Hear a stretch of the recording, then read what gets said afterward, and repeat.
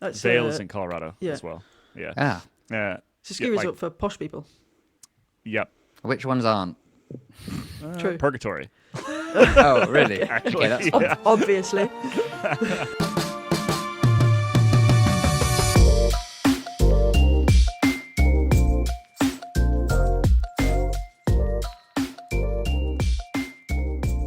Welcome back to Spin Cycle, everybody. I'm Kaylee Fretz. Today on the show, Juan Ayuso has a new home. Chloe Dygert has a sticker printing machine. And there are also some world championships happening in Rwanda. Let's get to it. Welcome to the show, Johnny Long. Thank you for subbing for me on Monday. I appreciate it. It's all right. Apologies to everyone listening. We're back to regular programming now. I'm back in work mode. Everything is good. And Kit Nicholson, welcome back. Hello. We have a fair amount to talk about today. Worlds is on at the moment, but there's also just there's just stories swirling around Worlds, right? And there's also a couple things that maybe let's start with the one that's not actually directly Worlds related, although Juan Ayuso is in Rwanda and I believe intending to take on his former current technically trade teammate in the men's road race this weekend.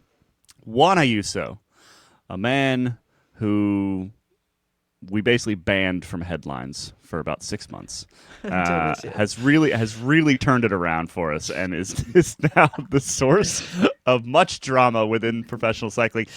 He is headed to Lidl-Trek, which it was the rumor for quite a long time. We'd heard about Ineos maybe. There were a number of suitors circling, I think is safe to say. But Lidl-Trek is the one that got him across the line. So I think the obvious question is, will it work?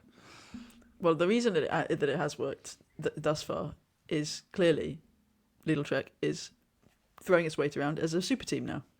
Because the logical... I mean, somebody in the comments pointed out... Well, made the joke that the headline could have been Juan Ayuso puts off signing for Astana or Movistar for another 5 years. But Rude. Which is kind of funny. But so I mean, Movistar seemed like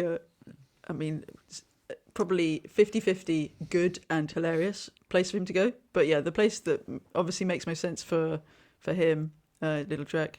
And you know what? They don't have an out-and-out GC rider, and he is that. He's inconsistent thus far, but as we've learned, he's not in an environment that has suited him. He's still young. He's a good time trialist. He's a good climber. So why shouldn't it work? It probably would work better than any of the other options. Question from the crowd. Was this a Juan Ayuso problem or a UAE problem? I think we're going to find that out in 6 months' time. Because we have talked about we've talked about how UAE is maybe less put together than their results would suggest. Right, we've talked about that a number of different times, and so that's sort of the working theory that we're operating underneath here, which is that basically they've got all the money, they can hire every single Tour de l'Avenir winner for the last half decade, and so therefore they win a lot of bike races. But the man management has not always been tip top over there. So I'm genuinely intrigued because I have a ton of respect for the management over at Lidl-Trek, like a ton of respect. I think they've created one of the best sort of like team cultures of anywhere in the sport. Luca Guercilena is always been a really, really good manager. So I wonder how that's gonna go down. Well, the thing is, we rightly sort of shine a light on UAE's man management, but only because they're put in a position where they have to try and manage multiple riders who can win a Grand Tour, whereas Lidl-Trek haven't had to do it yet. Their first obstacle is presumably to convince the likes of Gilo Ciccone, Matthias Skjelmoser, even Theo Gegenhardt that they're now going to ride for Juan Ayuso, a man who so far has not endeared himself to teammates with some sort of collaborative attitude towards sport. So I think the jury, I agree on Lidl-Trek. Seem like a team with good vibes. They have managed to do a lot without GC riders, right? They win lots of stages, they win points jerseys, they get themselves about. But this is the ultimate test. Basically, you're diving in the deep end to be like, can you manage Juan Ayuso because he's presumably been promised all the other climbing talent are going to ride for him, and that's why he signed. Yeah. He's So also we'll going to see. be on a team with split ambitions, though, because they do also have Jonathan Milan and Mads Pedersen, who signed a lifetime contract. And Mads Pedersen has basically has he been promised, or has he been told he's going back to the Tour next year? So they will have. I mean, Mads Pedersen is not a pure sprinter, so he wouldn't need 3 lead-out riders. He doesn't need, he needs one guy for the flats, maybe, and maybe a kind of climby, punchy rider, and they can help out with Ayuso. But he is going to have to he on a super team, short of going to Movistar, he's not going to get full focus without going to a pro team. So he is going to have to still, fight a little bit for elbow room, and on a team of big characters as well. But that's the thing. I think we've variously seen versions of Ayuso that range from the irritable teenager who won't smile in photographs to a chap who, when there was that interview in the stairway of a bus when he was speaking about his American family roots and that sort of, and he just seemed to come across much more differently, and like a more bubbly character who actually is more than just Mr. Grumpy teenager at the back of the bus who doesn't want to play with his friends. Well, we've got to look at if you're going to go to any team to rehabilitate your image, go to one of the more unproblematic teams in the peloton. Supermarkets and bikes. I'm sure maybe there's some gremlins in Lidl's historical past, but they're a team with bright colours. They're in those adverts like chucking apples to each other up a climb, taking big bites. So if Ayuso doesn't make it work at Lidl-Trek, I don't think it's ever going to work for like fans or for himself. The announcement from the team was also in such kind of well, I don't know. It's a sort of, so Trek, the bike brand, they have the custom in Project One stuff. Yeah, the Project One stuff, and so they announced it by swapping the one with Juan. Now I think that's excellent. Knowing that's got Jacob Hennison written all over it. Yeah. I mean, it's a classic move from Lidl-Trek, but it's also a very Anglophile, a very kind of it's punning of a very English speaking variety. That I imagine Juan Ayuso. I mean, surely he's got to have had something to do with it, even if it was just to say, "Oh, okay, yeah, that's fine, I don't mind." But I would imagine. I mean, that's sort of it's like when you get into a conversation with somebody about, I don't know, a cyclist whose name is Boy, but he's from the Netherlands, and they're like, "Well, actually, it doesn't really mean the same thing as you think it means." And it's so I wonder if there's already a little bit of that filtering in, or it's just Lidl-Trek being Lidl-Trek, and who knows. Case bowl does mean cheese bowl, though. Let's not forget. It does. The thing is, he has a ton of potential to connect with fans, right? Particularly English-speaking fans, which is mostly who we're talking to, right? Because he does speak such good English. He speaks perfect English, like almost unaccented English, and that's pretty if unusual. you're from the States, anyway. Yeah. Well, the ideal accent, Kit. Unaccented to my ear, certainly. No, but it means he has a ton of potential, like I said, to connect with people, because you just even to this day, you get the sense that like a Tadej Pogacar, for example, that we don't really get him in interviews. Like ever, right? There's still that language barrier, and there kind of always will be that language barrier. There isn't one with Juan Ayuso. So like if he manages to really kind of turn fans around and do something interesting on the bike, it has to start there, right? If he does something really interesting on the bike, which he's already shown the ability to do, I think it's a pretty ideal move. I think you're right, Johnny. I'm excited. This is the team to go to if you're going for the image rehabilitation, right? It makes a ton of sense. Purely. There's good for the rider, there's good for the team, and then there's good for the pod, right? And good for the pod would have been Movistar. There's no question. Possibly Ineos would have been very funny. We would have had a lot of fun. I think Lidl will be good for the pod. I think we're going to have some access to Juan Ayuso now. Yeah. That's true. Love Island Jacob could help us out on that. So possibly, but still, like in general, I would say that chaos is really what we're. We're have to wait a little bit longer. In the comments on the news story said Juan Ayuso's new 5-year contract replacing his existing 3-year one means that I get to stay in my job until at least the year 2030, which is a nice way to think about it too. Well, speaking of that, we're kind of poking away at this for a written piece as well. But do contracts mean anything anymore? We've seen a lot of broken contracts in the last couple of years, and it seems to be. And this is one of the things we're really looking into. Is like there's been some cases, I think, particularly in the Belgian courts, that have really sort of removed the teeth from some of these contracts and allowed athletes to sort of separate from their teams a bit easier. There's also a whole bunch of things kind of going on under the surface. But more broadly, it feels like kind of a cultural shift, like more toward almost like a transfer kind of system, which isn't set up in cycling, right? There's no formal transfer system in cycling, and it's probably something the UCI should start to look at, because this stuff is happening more and more. Loans would be super fun. Like a transfer system like found in a lot of European sport. I mean, either that, the other option would be, go full draft and sort of the American style transfers. But that, I personally prefer the Euro version. I can't imagine the UCI would go with the no, that's too much transfers and drafts like the not NFL. Enough control. As much as we'd love that, but yeah, we've seen this a couple different times in the last couple of years. Do we see it continuing? I couple certainly of months do. Even. Yeah. Basically, contracts now are insurance policies, right? Because you're right about the EU law thing. You can't define, we're all Europeans. You can't define employment like that. We're not here on this God's green earth to work. Don't be ridiculous. So it's more of a suggestion of how long the employment will take place, what it involves, and most importantly, how much you get paid. That bit, weirdly, always stays the same. But yeah, I was speaking to an agent a while ago. I don't think it was to do with Ayuso's contract, but that came up.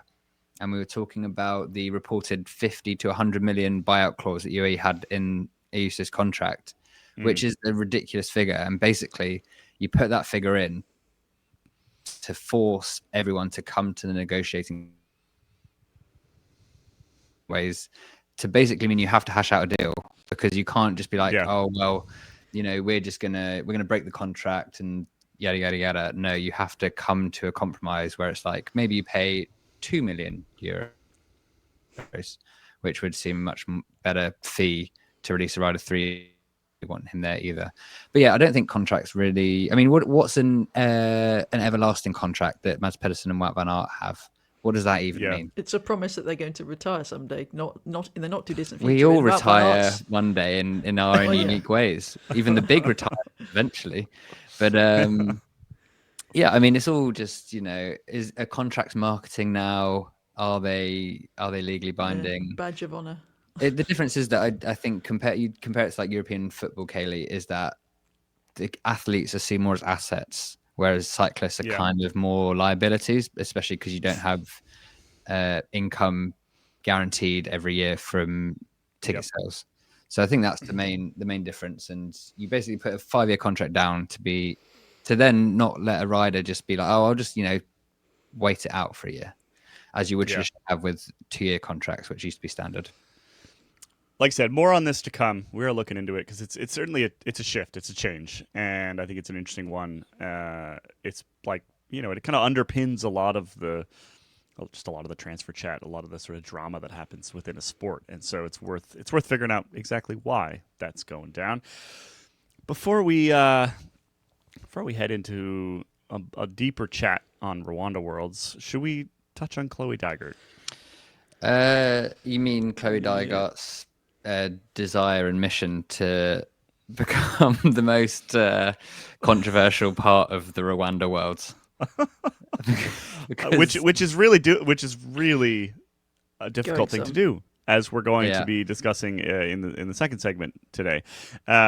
So at the individual time trial last weekend, Chloe Dygert, who is an American racer racing for America at the World Championships, also races for Canyon SRAM Zonda Crypto, put some stickers on the fork legs of her bike that said, and I quote, "I stand for the truth. I stand with Charlie Kirk." Charlie Kirk, of course, the conservative activist influencer who was murdered in Utah on September 10th.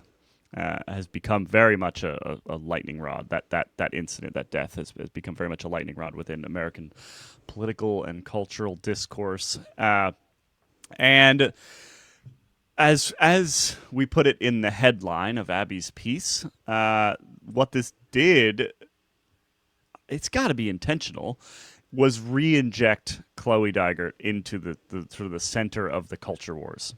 Right, you can argue back and forth whether this is a political statement. Charlie Kirk himself is not a politician, right? And so that's sort of like I don't know. That's a spectrum. It could sort of fall anywhere in there. I would personally struggle to see it as a non-political statement, given everything else that's going on. And the UCI does have rules about that. It has rules about political statements when you are representing a UCI, like a registered entity, which in this case would be like the United States, and then sort of more broadly, she's still riding Canyon SRAM equipment and helmet and all the rest. So so in theory, representing your licensed team. We reached out to the UCI for comment on this. No response. We reached out to USA Cycling on this, declined the opportunity to comment. Reached out to Canyon SRAM on this, also declined the opportunity to comment. I think the story we put up, first of all, proud of everybody once again. The comments are, some of them are pretty aggressive, but none sort of fully stepped over the line. And that's kind of fun. There's actually, as of checking this morning, none of them had been flagged for breaking our comment rules, which is sort of the first thing that we look at, is like, did any other commenters find these whatever the comment was offensive? And none, zero on this story, which is incredible. Is it definitely working? What the flag thing? I don't know. We should probably check.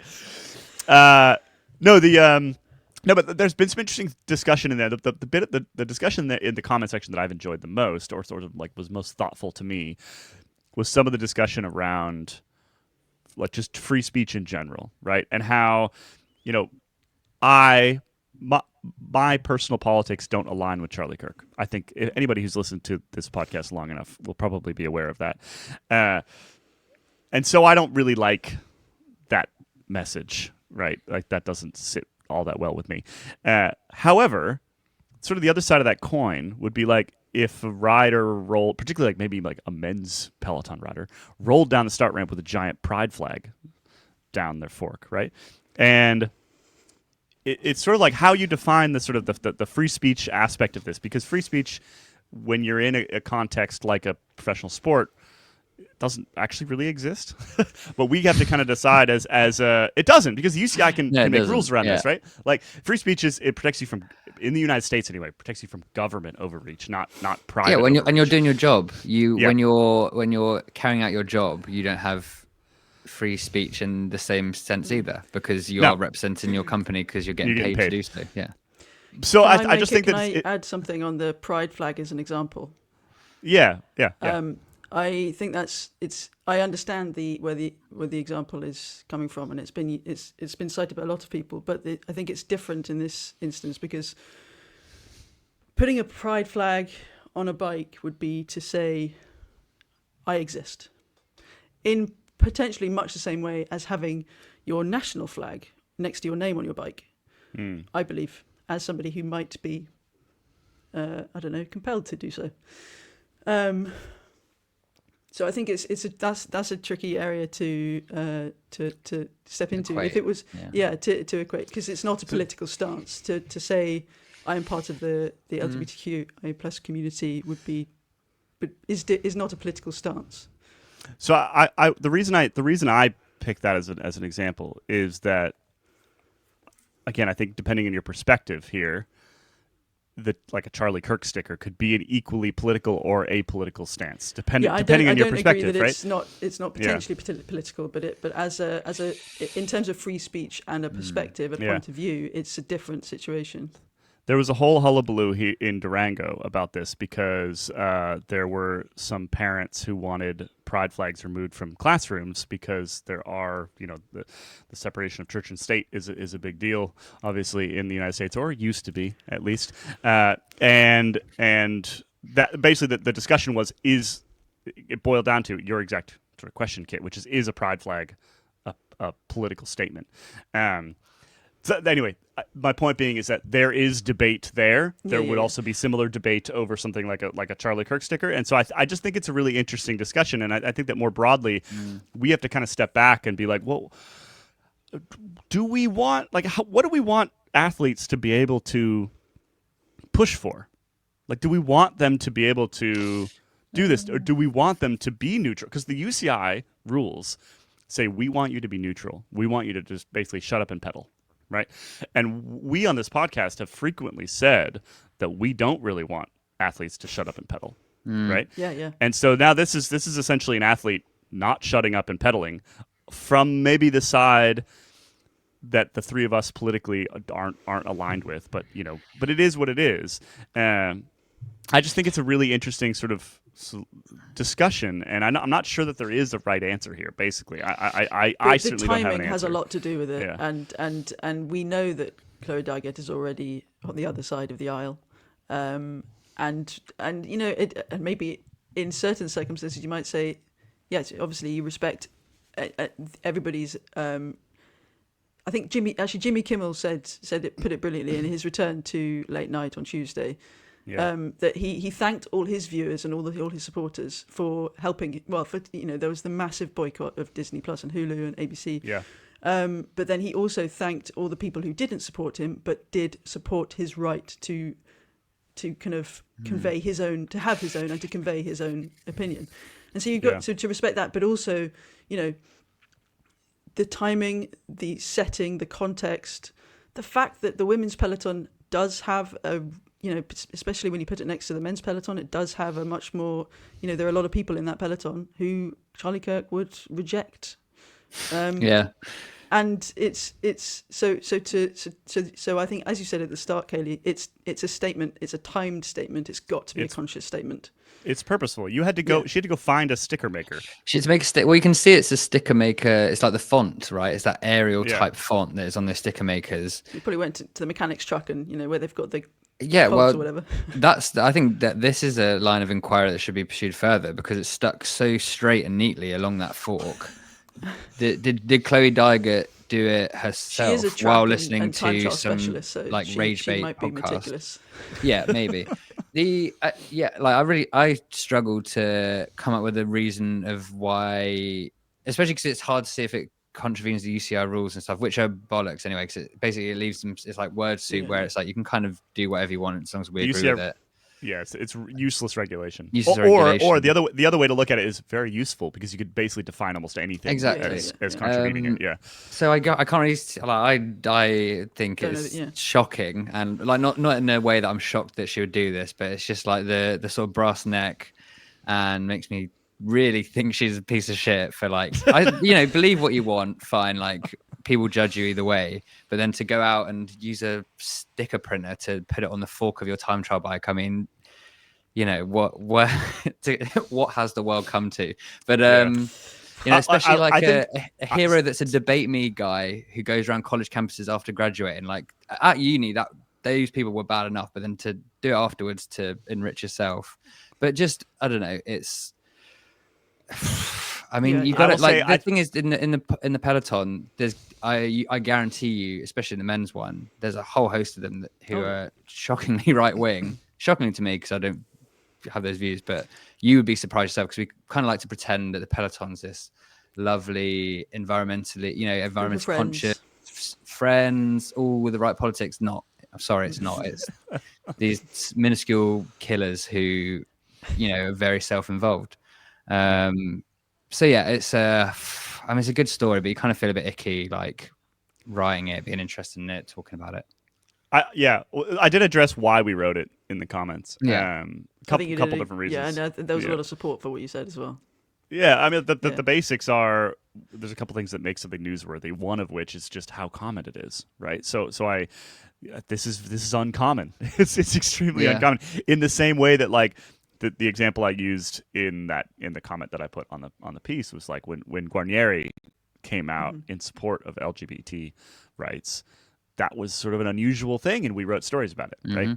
And so this is on the opposite side of the aisle, but it's an unusual thing. We write stories about it, and the other bit of it is that as we've just been talking about, like this wasn't an accident. The sticker did not show up there accidentally on the side of the bike. Like Abby made this point that it could have been a STEM sticker. Yeah. Right? If Chloe found personal inspiration from Charlie Kirk, she could put it on STEM where she'd look at it while she's riding.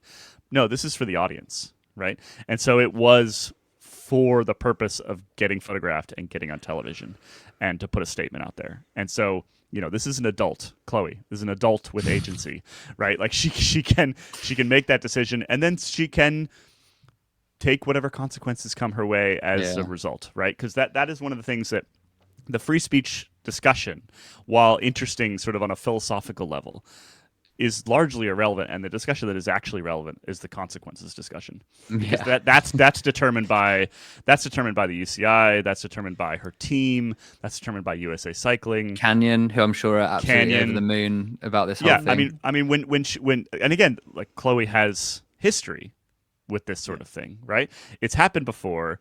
She's retweeted horrible things. She's liked tweets and Instagram posts that say things that I personally find absolutely vile. And then she got in trouble for it. She had to release a statement saying she was going to try to grow. Rafa, for example, which was the sponsor of the team, came back and was like, that's not even enough. Like, we want more. It's not the first time, right? And so, I think her team has some decisions to make. I think she needs to sit there and sort of ask herself, like, what is this worth to me? Because while I'll support personally, this is just pure personal opinion. This isn't even like an Escape Collective opinion. This is my opinion. I would support her right to put that sticker on her fork, whether I agree with it or not. I also support the right of those who flew her there and are paying for it and are paying her salary to potentially do something about that. That's how this works. That's how the world works, right? Yeah. Maybe let's leave it there because that topic kind of scares me. If we keep going, and we will take a quick break, and we'll come back. It's mad. It's fucking mad. It's completely mad. It is. It's awful. It's like I'm not saying that I support the message. That's very clear. No, I'm saying that anyway, we'll take a quick break. When we come back, the light and airy topic of government suppression in Rwanda, allegedly. This podcast used to be fun. We'll be right back.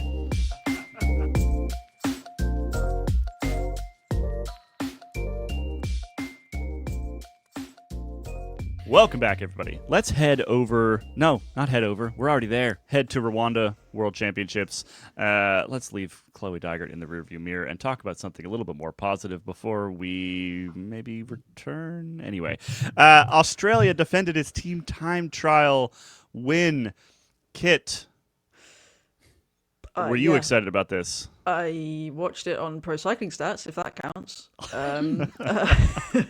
How vintage. I was actually not in front of a screen. But no, I mean, Australia was hoping to defend their World Relay Time Trial Championship title. There was a good Swiss team, but unfortunately Marlon Russo pulled her foot out or something. Something happened on the climb, so it all went a bit awry towards the end. So Australia held on. And then Paul Success had his birthday in second place, which is fun for France. That's fun. So yeah, there we go. I really like the relay in the mountain bike worlds, and it just doesn't get the juices flowing at Road Worlds. I'm not sure why. Seems like filler, doesn't it? Yeah, it just seems like filler. I'm not really entirely sure why it needs to happen. The team time trial, but I do understand why it was a ball ache for everyone. I just don't like a world championship event where you don't end up getting to wear world champ stripes in any event next year. Doesn't really make a whole lot of sense to me. It just feels like it should be an individual kind of effort. Well, there's been a whole bunch of. You may have noticed we're kind of skipping over a lot of the events that happened in the middle of the week. this week. There's like junior races and U23 races and all sorts of team time trial relay thing. Yeah, we'll maybe get to some of those next week. We'll pull out some of the highlights. But we wanted to spend this sort of second segment of the show on today is a slightly deeper look at at Rwanda itself and its government and the fact that the UCI has decided that this is the place that they want to hold a World Championships and more importantly the sort of the first Road Worlds in Africa. So Johnny, you maybe set this up for me and introduce our special guest today. Yes, with a view to not having to do more than read the Wikipedia page about Rwanda and get myself mightily confused, because when we're writing articles about the upcoming Worlds and control, so even name checking the podcast, you're like, there are these human rights concerns. It's easy to say that in this great sport of sport washing and all these various places that we feel a bit icky about going to. But today we have on the show Dan Chalice, Escape Collective contributor, cycling journalist, to give us some more context around the Rwanda Worlds, because I think that while it's been great to see the scenes, and we've said that we'll still watch it when maybe we're part of the problem because we're contributing the eyeballs to it, but it's at least best to not be ignorant to the specificities of what's going on. So Dan, welcome to the show. Thanks very much. Cheery topic for you on your debut. Yeah, it's great. I mean, and that's really, it's interesting you mentioned that. Mate Mohoric, I don't know if you saw his quotes this morning. He said he feels angry with himself for not having educated himself any better about Rwanda before coming to the World Championships.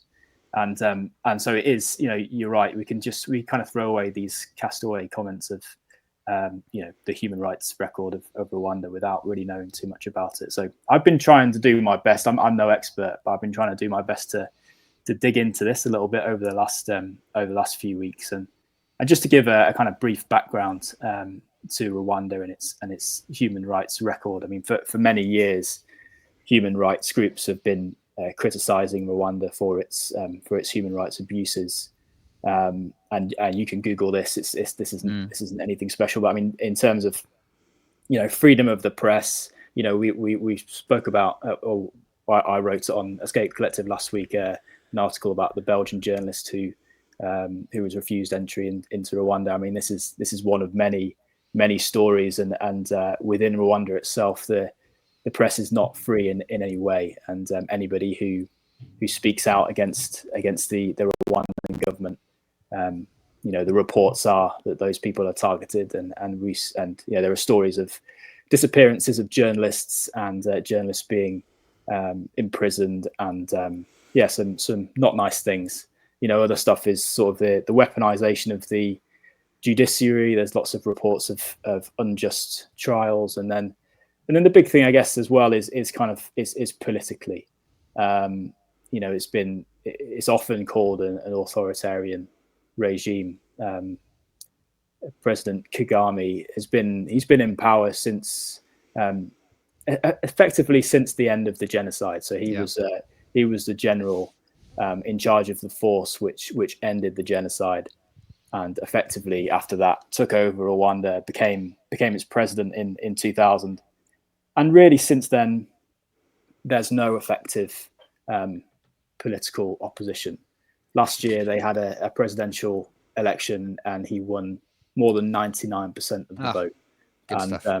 And then his only prospective opponent, really, a woman called Victoire Ingabire, was arrested this year for forming a criminal group. So, there's lots in here to kind of unpack, but it's really helpful to kind of be educated about these things as kind of a backdrop then to these World Championships. And I guess that there's many political situations across the world that are, let's say, suboptimal. Is that that's a neutral way to put it? That's a very neutral way to put it. And there are events hosted in various places that also can be criticized. You have Chinese races, you have British races, American races. No one's really innocent when it comes down to it. But I guess with this instance, it's the framing of it, right? We had you were saying before we started recording this segment about how today we had UCI President David Leppartient sharing the stage with President Kagame, where the whole discussion over the Vuelta Israel stuff and various other instances, we're reminded by the IOC or UCI about how sport shouldn't be political, when it is. There are with cycling especially, so much of it is inherently political. But it's literally partisan because you choose a side. Yes. So I mean, where do you think, this is maybe too big a question, which I'm springing on you, but where do you think that leaves the UCI and the sport if the sport is content to host what should be a groundbreaking world championship within such a country? Because even Matej Mohoric says, is like, if I looked into this, I probably wouldn't agree with me being here, which is putting words in his mouth. But at the same time, he's like, I'm a cyclist. I just want, for this portion of my life, I just want to be a cyclist, which is hard to, in this instance, criticize him for, maybe.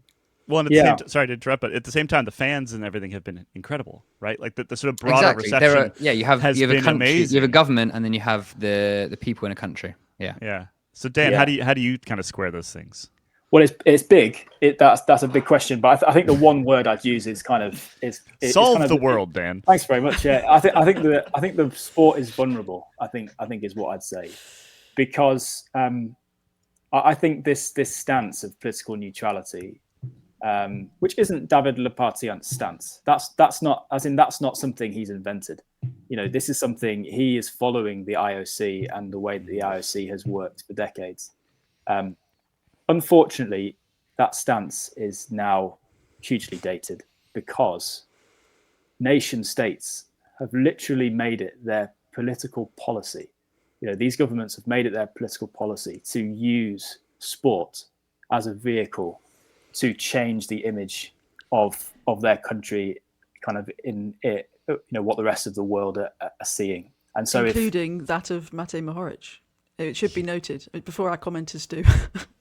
Yeah, sure, absolutely. So we're not just talking about Rwanda here. We're talking about UAE. We're talking about Bahrain, and we're talking about Saudis. We're talking about any country that has within its kind of policies to have an influence over sport for their own political gain. And if your sporting governing body has a neutral stance to these things, it basically gives a license to these countries to do what they like, because they can, they know they're not going to get any opposition to their investment in these sports. So it's a tricky situation. It's a tricky situation for the UCI. They want to align with the IOC. I mean, unfortunately, by aligning with the IOC, they bring themselves out of alignment with things like the UN and human rights groups. So there's a difficulty there, and there's a quote that I've used several times when Leppartient was first announcing these World Championships 4 years ago. He was obviously asked straight away by journalists. He was asked about human rights abuses, and he says, sometimes we shouldn't look at all the world's governments through the prism of our strictly European ways of doing things. Which I think is a pretty horrible comment, to be honest. What does that mean? Basically the suggestion is, for me, that that human rights aren't massively important. Now, I don't believe that David Leppartient thinks that, but it kind of helps his agenda almost in what he's trying to do to say those things. So in this kind of neutral space, that it leaves the sport open to manipulation. Well, and at that point, when Leppartient made that statement, he was still gunning for an IOC job, so probably thought that would have gone some way to getting his foot in the door. Yeah, I mean the reason, like let's be blunt here. Like the reason why the IOC has that stance is because it doesn't shut off any potential revenue sources for them, right? Like that's basically what that organization comes back to more often than not. Dan, I'm not super up to speed on the history of Rwanda. Obviously, I've know about the genocide, etc. But you very briefly mentioned President Kagame sort of since then has been in power. What are some of the issues, just for our audience out there, who are probably most of whom are kind of like me, where this is sort of sitting somewhere out on the periphery of their understanding? What are some of the things that are, I guess, most concerning about the government today and the way that it's acting? If you could give me a short list, basically, like what are the things I should be aware of and could potentially go look into further? Yeah, I mean, I've mentioned already, I guess, the kind of internal human rights of Rwanda. The more concerning thing, potentially, or equally concerning, however you want to look at it, is what's happening over the border in the Democratic Republic of Congo.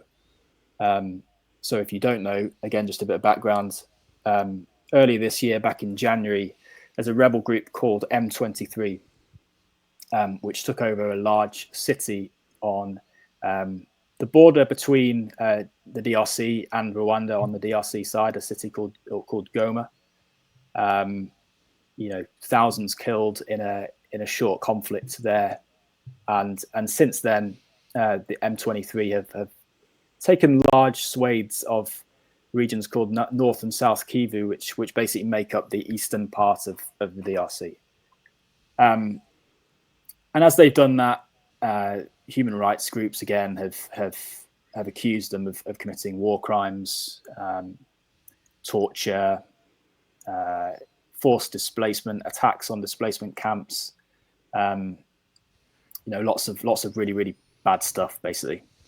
And the allegation from human rights groups is that the Rwandan government is backing M23, and they back them. They command them, that they fund them, that they give them weapons, but also that the Rwandan Defense Force, the Rwandan army, literally stands on the front lines with them.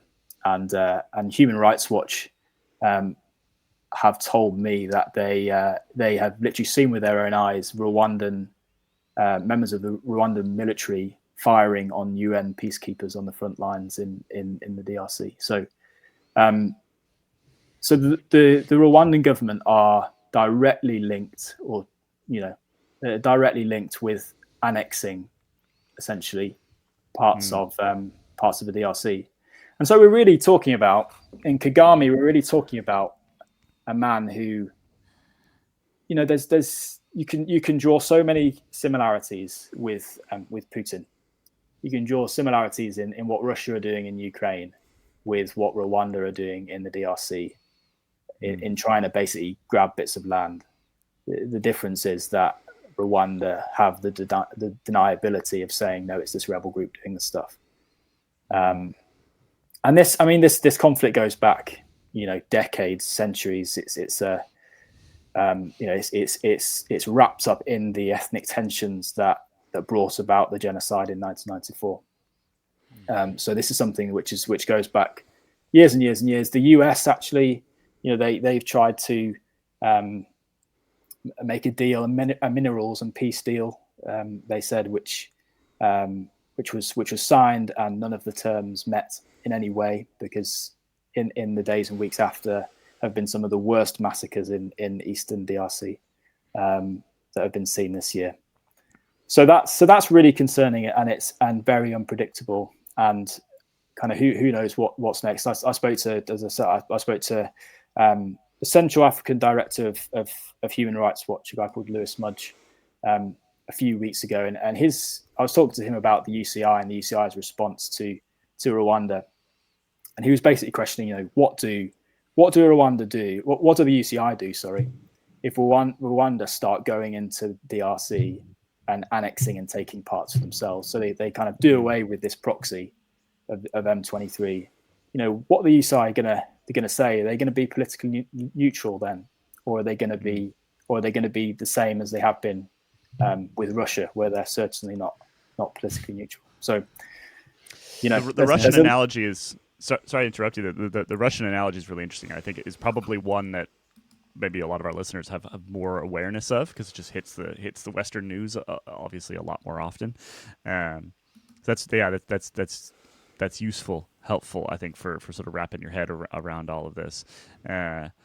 The UCI is like what do they do at this point, right? Do they just avoid? How do you avoid countries like this? They don't seem like they have any intention of doing so, right? I mean, at least we're going to Canada next year, but Canada's probably okay. But yeah, I mean, it's and then as you said, you've got Lepartien and Kagame, on a stage this morning together, right? So that is by default a political scene, situation, right? at least. Yeah. But it's a PR dream for Kagame having a kind of warm handshake with this French politician. Right. It's a total PR dream. And then you're right. A couple of years, 2 years down the line, we've got in 3 years, we've got World Championships in the UAE, who are again, reported to be committing war crimes in South Sudan. So, and also potentially isn't Lepartien planning on relocating to the UAE? I did hear this. Rumored. Yeah. I think really? it's been filtered into the rumors lately. Yeah, that he's planning on moving to the UAE, moving the HQ to UAE. They're certainly moving the UCI to UAE. Yeah. Wow. They're certainly strengthening their links with the UAE. Yeah. So good luck with that. Can't go outside half the year because it's either too dusty or hot. Well, all in all, it sounds like the perfect place, as in Rwanda, to host a major sporting event at this time and place. I mean, there's a sliding scale Rwanda. for Rwanda, yes, but for the rest of the world, probably, like now saying about it, it's like, trying to get up for the elite road race of the weekend. It's a bit like, going to be also thinking about this, which is good, but yeah, there's a sliding scale of acceptability, right? At least from our viewpoints of where probably, some countries are more comfortable, others not, right? So I guess it's something to talk about because none of us have any real power to affect decisions, but probably best to not just brush it under and just focus on the racing. Yeah. Well, if you had a UCI that were kind of instead of promoting neutrality, that they had as their kind of primary concern human rights, then this would be an amazing opportunity. The UCI, David Lepartien could come out and say, it's fantastic we've got our event in Rwanda, but we want to call out this, and this, and we don't want this to happen as part of the championships. And there's rumors of possible links to human rights abuses that are actually linked to the championships themselves. So Lepartien could use it as an opportunity to call those things out. But then Kagame wouldn't pay, which would be, and there'd be a lot of fallout for the rest of the sport as well. Yeah, because that's a good. I mean, obviously, it would be a bad thing, but it would also potentially be the right thing. But yeah, it's a catch-22. Yeah. Well, maybe the next time you're on the pod, Dan, we'll get you on for when we're discussing when Patrick Lefevre takes photos of his sandwiches on the train or something like that. Sounds good. A bit more cheery. We're watching the bike with his feet in the photo. Oh yeah. No, we should move on. Dan, I really appreciate you joining on the show today. Again, the purpose of this whole segment was to just help our audience out there, sort of get a bit more context on this Worlds, right? Like we've seen headlines, we've seen issues. You're sort of vaguely aware of what's going on, but yeah, just sort of brushing it under the rug and ignoring it is definitely not the path forward. So, Dan, we appreciate it. We didn't actually plug for you. Where you're writing about this regularly. Where can people find that? Yeah, you can find that on Substack. So I'm Global Peloton on Substack is my site where I'm writing about this a lot at the moment, and have done for the past kind of couple of months, and really digging deeper into some of these global issues within the sport, kind of both at a sporting level and a political level as well. So if you're interested in that, then do come on over to Global Peloton on Substack.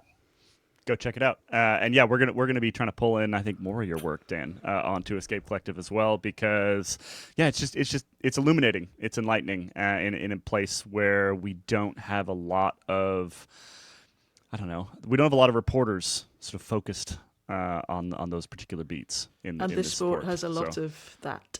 And this sport has a lot of that. So we appreciate your work, and thanks for joining us on the pod today. Thanks very much. Welcome back, everybody. We're gonna keep the party rolling in this show today. Just All things come in threes. Fun topic after fun topic. So, Johnny, super quick. We have an Israel Premier Tech team update. Yep, we did the story on Tuesday about that we spoke about in the podcast as well, about how the team have communicated to riders that they're considering changing the brand and the name. Since that, we've had both Premier Tech and Factor come out publicly and say that they will only stay on board if Israel Premier Tech drops all sort of association with Israel.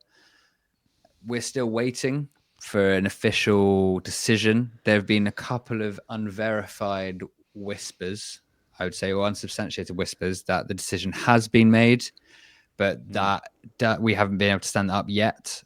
But if you had to do something that's not very journalistically rigorous and bet on the outcome, or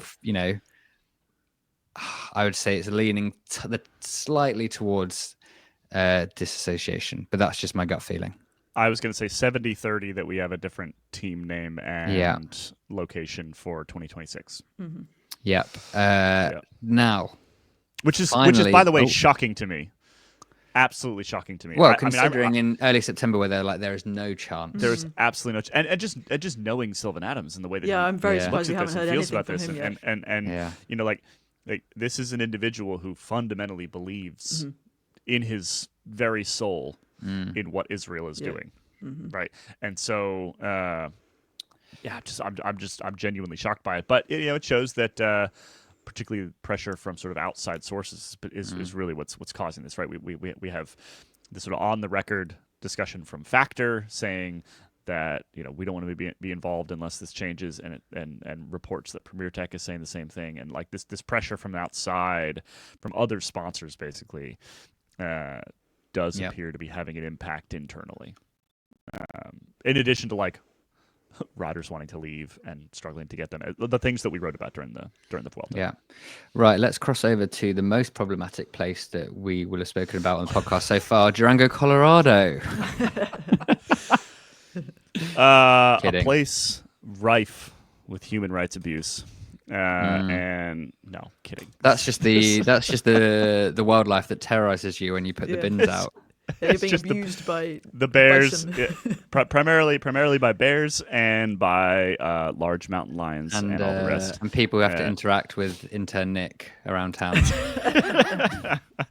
So, announced Thursday morning. We got a bit of an exclusive on this. In fact, I need to go check. Should I check it on the site? Yeah. Well, I don't. It may not. We need to check if the UCI has announced it yet. Anyway. Durango, Colorado. Visit Durango.com. I don't actually think that's a functional URL. We should probably don't search it, because then they bump the price up if you don't buy it straight away. Visit. Hold on. It's just Durango.org. Okay. Do that. Durango.org. Durango, my hometown, is going to be hosting the 2030 World Mountain Bike Championships. And this is an exciting thing for a number of different reasons. One, I live there. I can literally ride my bike to Worlds. That sounds great. Two, this is the 40-year anniversary of the first ever Mountain Bike Worlds, which happened in Durango, or more specifically at the Purgatory Ski Resort, like 20 minutes away. Which is my favorite name for a thing I've ever heard. So Jeez, good. What is going on? I remember when you mentioned this to me, and I said that's a fantastic name, and like we do with so many things, when we grow up with a name, you just hadn't put two and two together. No, I haven't. Yeah, tooting. Yeah.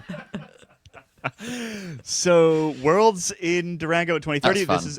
This is extra exciting because that means Durango will also be a World Cup stop in 2029 Nice. and have they're calling it an international event of some sort in 2028, which is not that far away. Just an exciting announcement. Basically, it's been in the works for a year or two now. Had to get sort of formally confirmed at the UCI Congress this week. That's kind of what we were waiting for. I need to put my hand in the air and say I am not a reporter, there's no journalistic integrity whatsoever in this particular story from me. I'm on a board. I'm on a board that literally signed a Here we check go. to the UCI to get this to get this thing started, right? When are we getting Dan back on to talk about Durango's problems and the meddling board member / journalist? No, but like genuinely, I did tell them that they had to keep my name off of anything in case David conflict of Lepartien interest or saw it. Oh yeah. No. And just like decline the bid because Yeah. they freaking hate Yeah. Escape Collective. This guy's friends with Ian Trelaw. Yeah, exactly. Which I don't think would actually happen. No. But, if it But did, I was you'd like, feel pretty I bad. don't feel pretty bad. So I was like, Yeah. just don't, nowhere. Anyway, I'm like kind of, I'm not directly involved in this, but I'm tangentially involved in this. And so I feel like that I need to say that out loud because of journalism.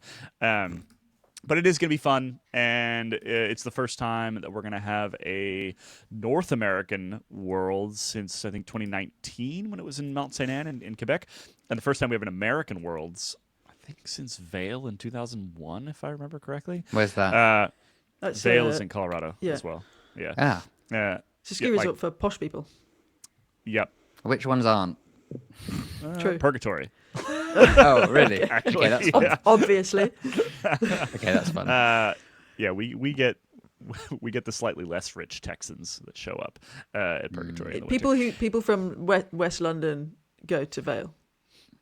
Yeah, I I'm would say going to get in trouble for that, probably. No, but in the order, if we're going to discuss sort of order of poshness. Well, let's do that. Let's do it ski after resorts. dark. Let's do All it after right. dark. We Why, can can I discuss just, order before of we get into poshness. after dark, while we're talking Yeah. about the mountain bike world championships, Yeah. and I know, and so we're not going to get into the UCI's recent announcements. I'm sure the geeks will cover that in mind-numbing fullness over on the Geek Warning. However, this was raised to me, and I should have done my research, see if I can load Discord quick enough. But in fact, no, What the name happened? was anonymized. So a member sent me a message a couple of days ago, coming to me as the track fan on the staff. Oh, yeah. Because they had spotted, which I hadn't, in the new UCI release from I think a while ago, but it's been ratified in this latest one, that the other disciplines will count towards the UCI points of a road riders team Ah. from 2027. So So- Juan Ayuso, contract year for Lidl-Trek, shipped off to Durango, Colorado. Is that what you're telling me, Kit? Well, who knows? I mean, is he one of the off-roaders? I don't know. I can't imagine him. I can imagine him on a he might mountain be. bike. Yeah. But so it's not all point. Egan all Bernal used events. to race mountain Yeah, bikes. he did. He sometimes gets on a cyclocross bike, from what I can gather. Results earned by a teams rider at the UCI World Championships for track, mountain bike, cross country Olympic, cyclocross, and gravel. As well as the riders' results in the overall standings of UCI World Cups for all the above, will be added to the UCI Road Team ranking to a specific scale. So they're going to experiment with that for the next 12 months. But what's interesting there is that people like Van der Poel will be able to haul points. Pidcock, as Q36.5, looks to kind of climb the rankings. But also track riders, and I think that'll be interesting in the women's peloton as well, because Kopecky obviously is very good on the track. We're approaching 2027 is approaching the Olympic event in 2028, so there'll be a lot more road riders crossing over. So that's going to be an interesting thing to look out for the next 12 months. We should get him on BMXs as well. It's not that doesn't count, but yeah, It that would be should. fun. It's the Well, best I kind of- Olympic cycling thing by miles. While I kind of like the chaos of it, I'm not sure I actually agree with it. Like it's just Yeah, sort I'm of, not sure it you makes know, much sense either, but it's yeah, fun. like, I think it's the because- I think disciplines are really different. Yeah, they are. There's a quite reason different. why there's And not that so many few riders who do people actually more do of it. the one of but them. they are using Yeah. often the same equipment, and so I don't know if that makes much difference. I mean, except for some of the bigger federations like Italy, where all the team pursuiters are on Pinarellos. So Right. who knows? It could be an absolute disaster, but it actually won't affect that many people. Yeah, well, And it but I probably guess won't that's really make a difference to where it matters but then again, you might see a lot of Norwegians turning up for track events and motorbike. Yeah, the mountain Teethman bike events. boys just going to Yeah. get Yeah, for cross-discipline relegation riders. issues and promotion issues, there'll be a lot of well, maybe the French will level up their track again. Is the idea to get more of like, oh yeah, the only time anyone ever watches cross is when Vanderpool and Van Aert show up, and the only time and every time Pidcock shows up for a cross country mountain bike race, the viewership goes double. Persuade them to keep showing up as well, because they keep whittling down their attendance. Yeah. Interesting. I think so. I need to think more about whether I like that or not, but I think it's...